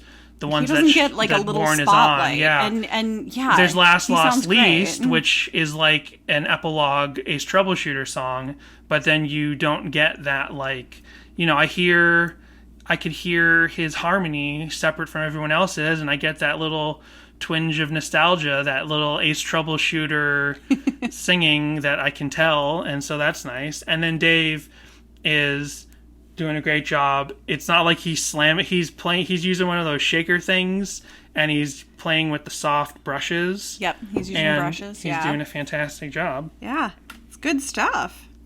There is one thing that I just remembered. Okay. Come on, what's the lyric? Come on, Sloop John B, the grand, better go home. Oh, do me go home. So hoist up the John B's sail. That lyric, both in the Beach Boys version and the Relient K version, and I haven't listened to the Kingston Trio version enough to really tell. When they sing, hoist up the John B's sail, because you have to sing that so quickly, it always sounds to me like hoist up the John B's sail. John B, as in Mecca Lecca High, Mecca Hiney Ho. Wish? Did somebody say wish? Yeah, from Pee-wee's Playhouse. Like, it sounds like they're saying hoist up the John B's sail. And I know they're saying John B, but even though I know they're saying the John B's sail, like possessive apostrophe S, right? I can't not hear John B. It's not a great lyric. It's based on the folk song. It's a cluttered lyric. Hoist up the John B sail. It's a cluttered little lyric. Like if this had been written as a pop song by a Beach Boys or a Kingston Trio, Take for me to like be criticizing a folk song that was written by generations of inhabitants of an island, but I'm just saying, like, it's just a fun song you sing when you're working or you're all, hanging out together at home in the Bahamas. But no, I'm having to be like, this lyric's a little crowded, it's a little shoehorned in. Well, the article that comes up rather often for different subjects from bautts.me came up again this week. And it's an interview with Hoops and Thiessen. And the interviewer said, I really like your Sloop John B cover, so I wouldn't mind another Beach Boys one. Thiessen, that's a good one. Hoops, a Beach Boys cover album is something I always wanted to do. Thiessen, yeah, I would do a Paul Simon and Beach Boys cover combo. That'd be great. Hoops, either that or we had that idea to do the Nickelback and Smash Mouth cover combo. Thiessen, that's and Korn, throw Korn in there. That's kind of evil. Korn. I hate to talk negatively, but there were songs on the radio that we just couldn't stand. We were going to cover all of them, and it was going to be really great. None of them were by Nickelback or Smash Mouth, though. And then we have a blog, Notes in the Margin, from June 16th, 2007, posted by R. Bowen, Relient K and the Sloop John B. Last night, we went to the Relient K concert at, Ichthus? ICHTHUS. And it was fantastic. I love their sound. I love their clever lyrics, and I love the fact that they are so obviously having so much fun on stage. Unfortunately, I know the lyrics to just one of their songs, so all the 20 years younger than I people around me belted them out while I tried to catch a word in here and there. Then in the middle, a bright, shining moment. They did Sloop John B, and while all the kids around looked on puzzled, I sang as loud as I could, and had more fun than I've had at a concert in years, feeling like I was 16 again at the Beach Boys concert in Cincinnati, way up in the nosebleed seats at Riverfront, belting out Sloop John B with Brian Wilson and the boys. We left before the Newsboys concert. It was getting a little late for us old folks, but I've been humming Sloop John B ever since, and I have an even greater fondness for Relient K than I did before. This just reminds me of like everything that Dave says in that clip. Like, sure, that's true. There's a generation of musical artists and music fans who get to be exposed to more music than anyone before them, but there's still as many kids who just live in a bubble and have no idea and look confused when a cover comes up. And I've never forgotten that 2007 tour when they play Surf Wax America years before K is for Karaoke. And Thiessen, it's the most passive aggressive I think I'd ever heard Thiessen be on stage, and I was there for it.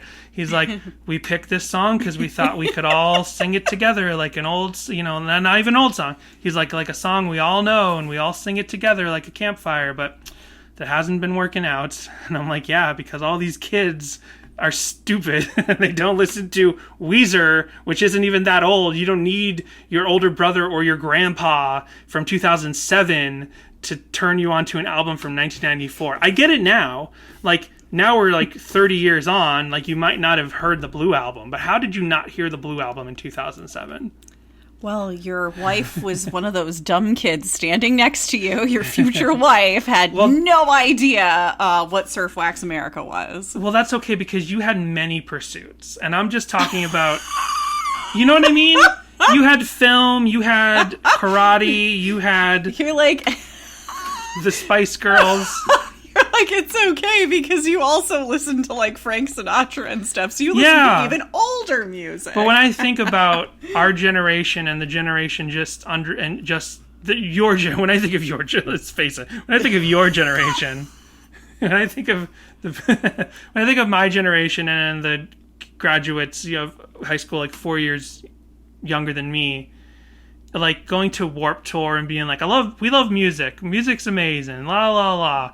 But then you barely know any bands. Like, go learn more bands. Or don't, if music just isn't your thing. But then people act like music. I'm definitely being old man yells at cloud. Oh my gosh, are you ever? But But I used to say this when I was a young man yelling at a cloud. Just because I've still been yelling at a cloud for almost 40 years, I'm not now old man yelling at cloud. I'm boy who has never stopped yelling at the cloud. Like go find more music. Don't wait for it to fall in your lap. Like, that's what Dave Douglas was talking about. Like, there used to be a time where you only got into music, and by you I mean like society, every individual in society, but what happens to fall into your lap? What happens to be playing on the radio when you turn it on? And that's gatekept by corporations and the radio station and the record labels. What happens to be on a movie soundtrack? What happens to be playing on MTV? And that's such a limited scope because there's only 24 hours in a day for them to play things. But you can go out and find things. You can ask around. Like, now there's the internet and there's no excuse. If you have any inkling to research a genre, a history, a scene, a town where their music came from, the most basic one that it's all old man yelling at cloud, I understand. But the most basic one that I never understood why people don't do it, I did this my whole life since I was like 12 years old and I first got into rock music. You find the bands you like, the bands that happen to have fallen in your lap, and then you find out who their influences are and you check out their influences. I think I realized like maybe 10 years ago that not everyone does that, and I was floored. Like, I'm like, how do you not do that? How do you claim to love music? That is the most basic base thing you can do. You have a favorite band, Relient K, you check out their influences. I got into the Descendants because I loved MXPX, and then I saw an interview with Tom, not even Mike, but an interview with Tom where he was talking about the Descendants and how that influenced his guitar playing. And that's how I checked out the Descendants. And then the Descendants keys me into a bunch of other stuff. Like, how is everyone should have always been doing that? Like, pay your taxes and find out who the influences of your favorite artists are and then check them out. Come on, the Sloop John B. I have never once done that. That's it. Podcast is over. You get out of this house. That can't be true. What did you get into first? Frank Sinatra or Michael Bublé? Frank Sinatra. And you've always liked, and there's grades of I all already knew. Oh. So I got into Frank Sinatra first, and then I discovered Michael Bublé, and then I was like, oh, this is fantastic. The modern version of it. Okay. Yeah. And, I was like, yeah, I know. You already knew his influences. I already knew his influences. You didn't even have to, so yeah. You're good. It's like, I already know what the influence is for this. Well, I already know Dean Martin and all those other bands. Some of the stuff that I do is deep cut stuff. Like, I go on Bandcamp and I just hunt on Bandcamp for bands that I've never heard of. I don't expect everyone to do that.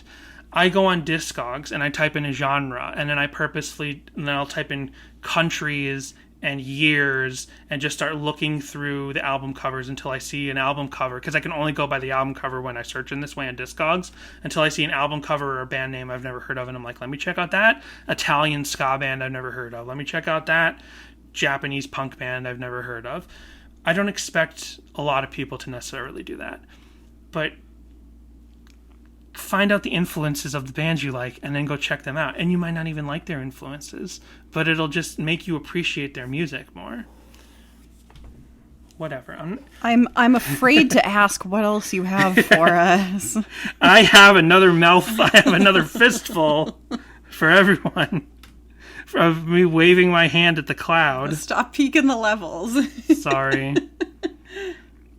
So Relient K did play this song live in concert a number of times, seemingly after the album came out. So here's one that is probably not a lot of these are dated on YouTube. They're just like uploaded, and then they just have to go by the date of the YouTube upload. But this one is the San Francisco Apple Store performance that we have seen a couple of times when we've done 5 Score songs. And they do a lot of the same songs at that Apple San Francisco store performance that they do on the Live at Capitol video as well. So here, this is uploaded by Nikki Y. Nikki Y uploaded this version of Relient K. They wheeled a full piano, not a grand piano, but a full upright piano into the Apple Store in San Francisco. And the boys from Canton played Sloop John B on April 14th, 2007.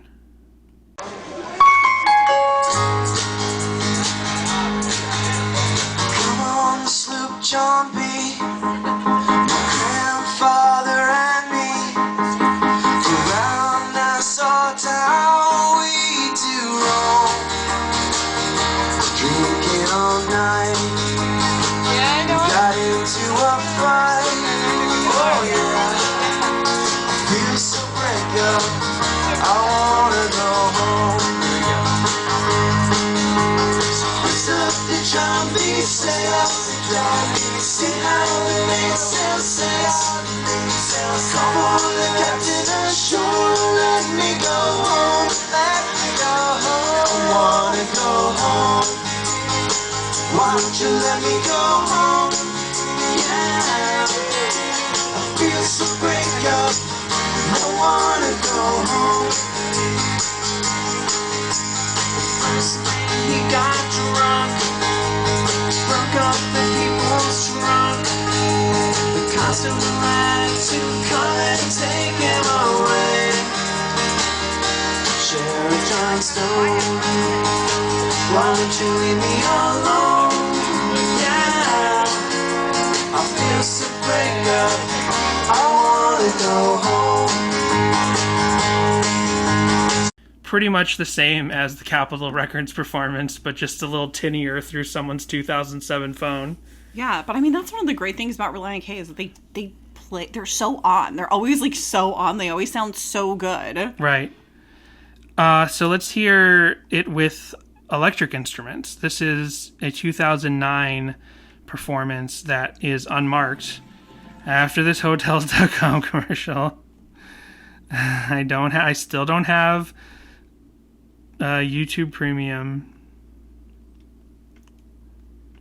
So this is uploaded by Kenneth Young.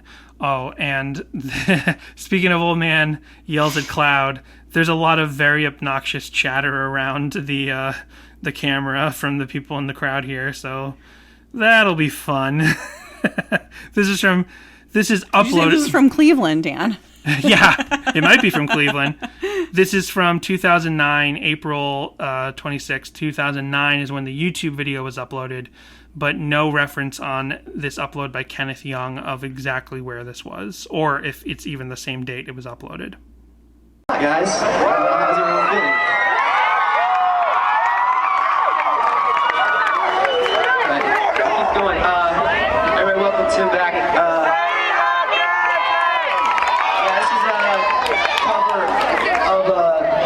Let the man speak. The song kind of done the way the Beach Boys kind of do it. So this is Sloop John B. What? Did you say this is gonna be high 75? I remember.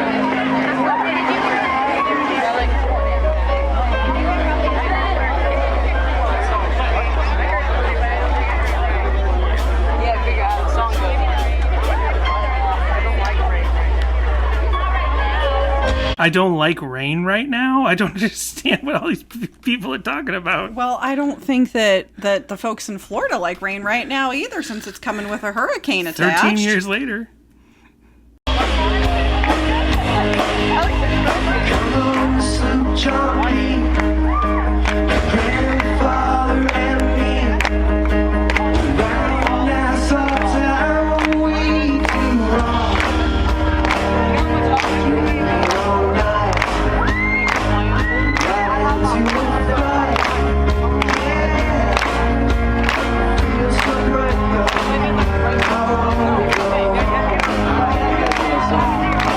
I want someone in the crowd to be like, do you say break? It's broke up. It's not break up. I just love that the narrator and his grandfather are going around town getting drunk the night before they go set sail somewhere and getting into fights. Like, Right. That's great. That sounds like a Dungeons and Dragons adventure. That's so I'm here nice. for it. That's a great relationship with your It grandpa. is.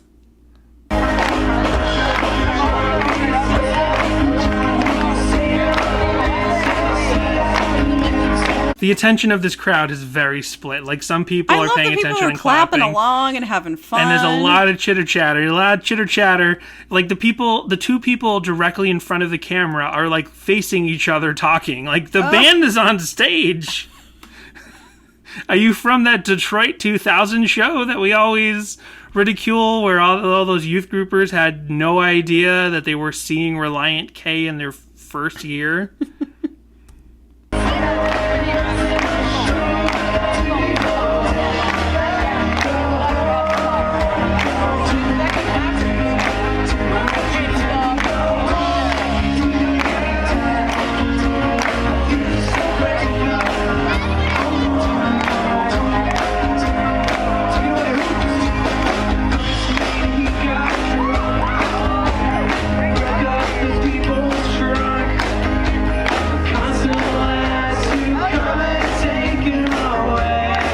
Oh yeah, there is a difference I've heard in the lyrics as well. The people's trunk or the captain's trunk. That's a difference I've heard in different versions as well when I was checking out ones. And here, I can't remember what they sing in the... Do they say the people's trunk? I think I'm not going back to check. We got to move forward. So, let me check this out real quick. Okay, well, I'm looking at the rest of Kenneth Young's uploads. Some of these we have talked about. At least we made it this far. Up and Up. And none of them mention where this concert is. Oh, but the cover of Big Trucks, the Page of the Lion song, the only Page of the Lion song that doesn't leave me with a feeling of maybe life isn't worth living. Like the Relient K covered the song, and I've listened to this cover, and I didn't realize it's the same channel. No, you know what? I've realized, like, I'm done with Page of the Lion. We've talked about him here and there, but Magnified Pod recently did the Page of the Lion discography, and I never listened to Later Day. I didn't listen to much Later Day Page of the Lion, and I completely skipped what apparently a lot of people consider his best album, which is the Control album. As I was listening to the Magnified Pod episodes, which go back to the beginning of the summer, I had to eventually, like, skip out their album talk on those episodes, because I was like, literally hearing David Bazan's voice, especially in the later years, I'm not being facetious and hyperbole, it makes me like feel like I don't need to exist. It makes me feel so depressed. It like triggers very negative, bad emotions, and I can't listen to Page of the Lion anymore. Look, Dan, I know not everybody really liked Angel, but Buffy was okay. David, what was his...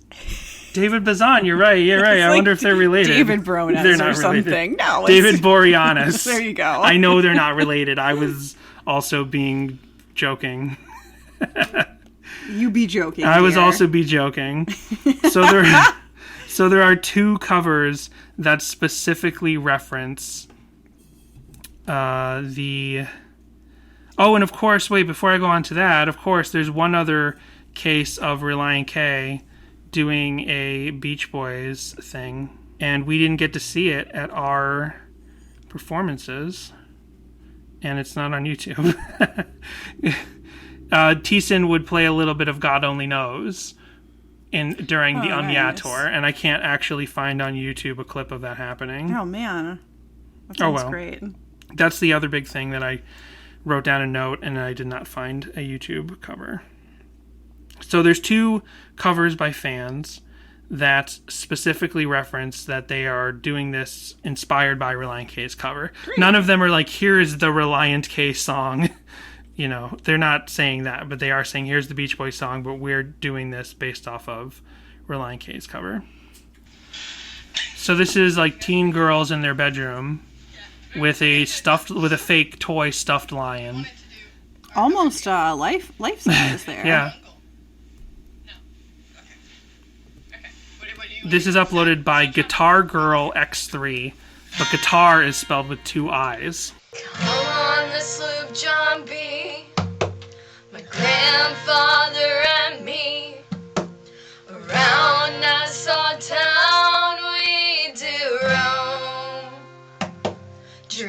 drinking all night. Got into a fight. Oh yeah. I feel so break up. I wanna go home. While it is inspired by the Relient K version, if they say break and not broke.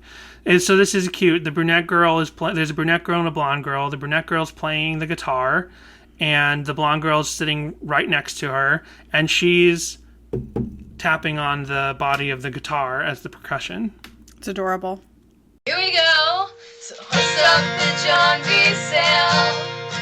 See how the mainsail sets.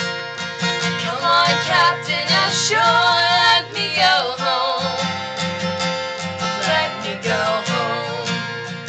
Why won't you let me go home? Oh yeah. I feel so break up. I wanna go home. That's great. I love it. Super cute. That's really cute. The comment, the description says, "Ignore the giant tiger." Oh, we'll have that stricken from the record. And we know we got some of the words wrong. We kind of mixed the original and Relient K's version. Oh, okay. Well, that's interesting. And then this is a group performing live. This is live on a stage. I can't see what the audience is, but this looks like a cafeteria stage, possibly some sort of church or some sort of community center. It may or may not be even Christian. I'm just saying it looks like one of those like spaces that's not just meant for music. It could be meant for for speakers. It could be meant for lunch. It's one of those kind of spaces. And the camera's on these three men, two guitars, and one guy is sitting on a cajon. Or, that one of those cajon boxes. Church function for sure. It is the most Christian of instruments, the cajon. This is uploaded by Mayflowers in June, the YouTube channel, and this is it says it says Sloop John B Beach Boys cover, inspired by the Relient K cover of this classic made popular by the Beach Boys. Recorded at the corporate Christmas party in Mitchell, Manitoba, December 4th, 2013. Oh, wow. Okay. Corporate of what? We may never know. Come on, the Sloop John B, and Father and me, down Nassau town we did roam, drinking all night, got into a fight. Whoa, yeah. Well, I feel so broken. I wanna go home. Nope, you failed the Relient K test. You said broke.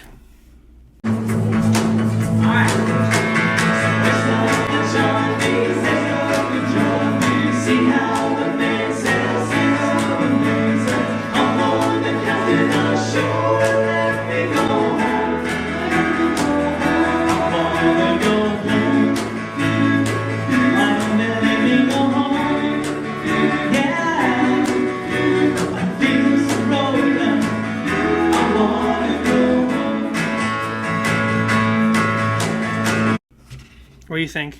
Good stuff. Very enjoyable. A rollicking good Christmas party for the corporate.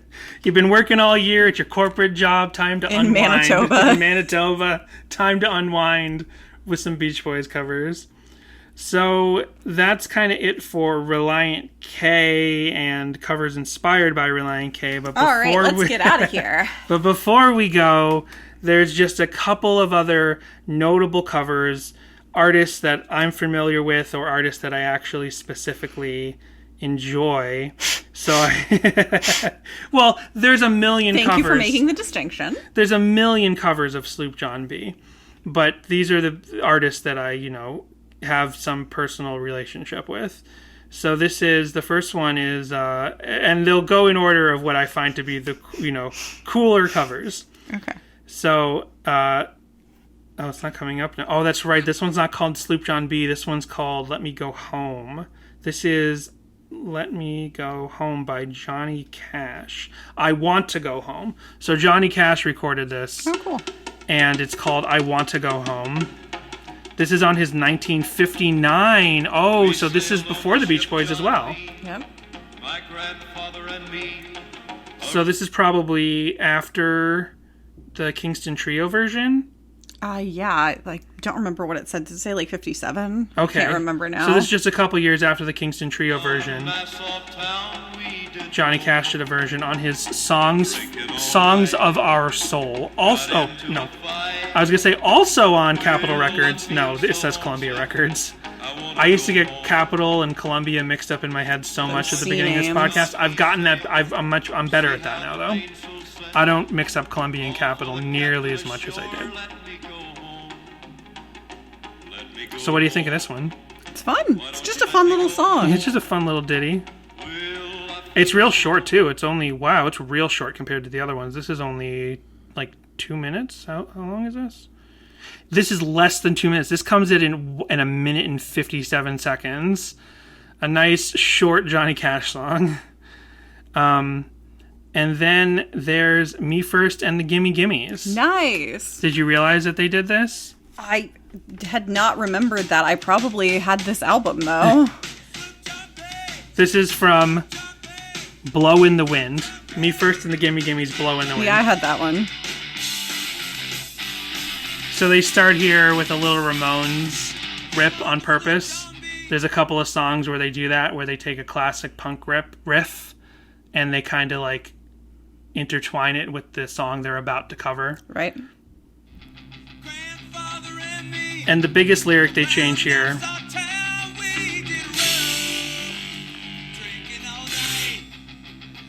Oh, here, let's hear a little bit of the song. We're not going to edit these in later, so just enjoy them in the room. He says broke. Okay, so here's where they get really going. And I want to find this one lyric. I should have written down the time code. There it is. Sounds about right. Yeah. And I don't have to bleep that, because the rule about bleeping swears on this podcast is we bleep them when they're what's the word for unnecessary? Gratuitous. Gratuitous. When we gratuitously swear, we bleep it. But by referencing this as song material that exists in the world, it is therefore not gratuitous, so we don't have to bleep it. And that is the big lyrical change that they make. And then in the end part of the song, you can really hear Fat Mike, because you know Fat Mike from NoFX is in this band. Did you know that? I did not know that. This is a punk supergroup. Oh, all the members of this band are in other big punk. There, you can hear Fat Mike singing right there. Just like how you can suss out John Warren's classic Ace Troubleshooter vocals on the Relient K version, you can suss out Fat Mike in the background of the Me First and the Gimme Gimmes version. 2 more versions I just wanted to cover real quick. There is also, this is probably the version I have heard the most in my life. This one they call Wreck of the Sloop John B. And this is Catch-22, the ska band. This is honestly one of my favorite ska punk albums, Alone in the Crowd, which I know that everyone loves Tom Koloski, the guy who left Catch-22 to start Streetlight Manifesto, and they think Cassidy Nights is the best one. I love this one the best. I love this album the best. So this is like a punk... Are there even horns in this? It's just a punk version. I never thought about it until right now, but this isn't a ska punk version. This is just a punk version. There's no horns. So Catch-22, on one of my favorite ska punk albums of all time, it's just a punk version. That's cool though, whatever. But that's okay, because here's the last one. If you were aching for a ska version of Sloop John B. I thought this was going to be a Clay Aiken cover for a second. Well, I was setting up a pun. This is Laurel Aitken. I actually don't know how to pronounce his name out loud. This is a classic 60s first wave ska musician, Laurel Aitken. Nice. Even though I don't know how to pronounce his last name, I have a number of his CDs. I used to listen to these albums all the time when I learned about first wave ska.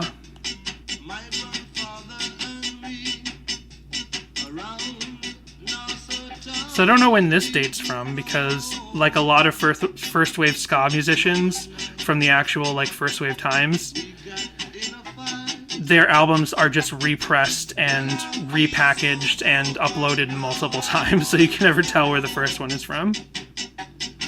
So here it is. A real ska version of Sloop John B. And this is the one that's titled parenthesis Sloop and parenthesis John B. So Jessica. Yes. What do you think? We'll just focus on Relient K. What do you think of Relient K's cover of Sloop John B? Love it. You love it? You like it more than you ever did before? Heck yeah. Awesome. Me too. Nice. Beach Boys version, I like it about the same. Yeah. I mean, obviously, Pet Sounds is a hugely popular album. It's an amazing, influential album. Wait, did I say Beach Boys? Pet Sounds? Pet Sounds? What did I say? Who knows what I said? I don't know what I say anymore. Pet Sounds is a really important album. I've listened to it a lot. I don't have those special feelings for the Pet Sounds album overall. I understand how it's very, very good, but I don't always jump to it myself, just because I wasn't raised on it. But you know what I have done? I looked into the Beach Boys influences, and I discovered those. Thanks for listening, folks.